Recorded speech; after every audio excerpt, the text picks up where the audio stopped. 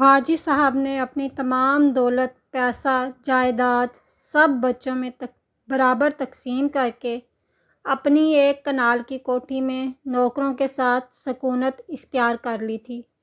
وہ سب کی ضرورتوں کا خیال رکھتے تھے، مگر نورہاں سب سے زیادہ لاڈلی خدمت گزار تھی اور حاجی صاحب اس کا خصوصی خیال رکھتے تھے۔ نورہاں کچھ دن سے علیل ہونے کی وجہ سے حاجی صاحب کی خدمت میں حاضر نہیں ہو سکی تھی۔ نورہاں کے علاوہ کسی کو بھی حاجی صاحب کی خوابگاہ تک رسائی نہیں تھی۔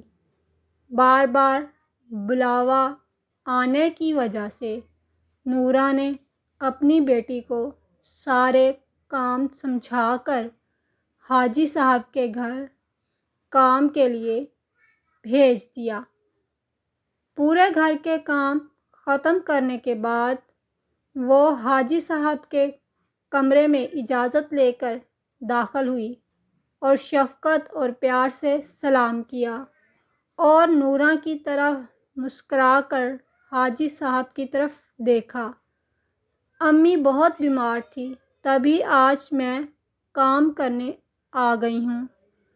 امی نے مجھے سب سمجھا دیا تھا حاجی صاحب۔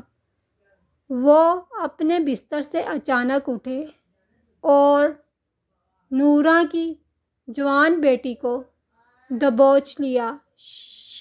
صاحب جی ایسا نہ کرو، میں تو آپ کو اپنا باپ مانتی ہوں، چھوڑ دیں مجھے، خدا کا واسطہ۔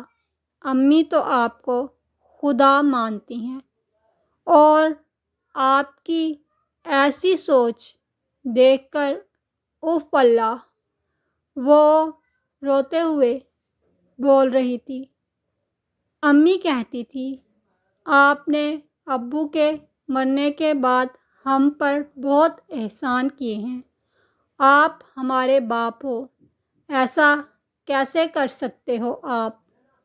حاجی صاحب پر اپنی ہوس کا بھوت سوار تھا۔ پھر اچانک اسی چھینا جھپٹی میں حاجی صاحب بستر پر گر گئے اور ٹھنڈے ہو گئے۔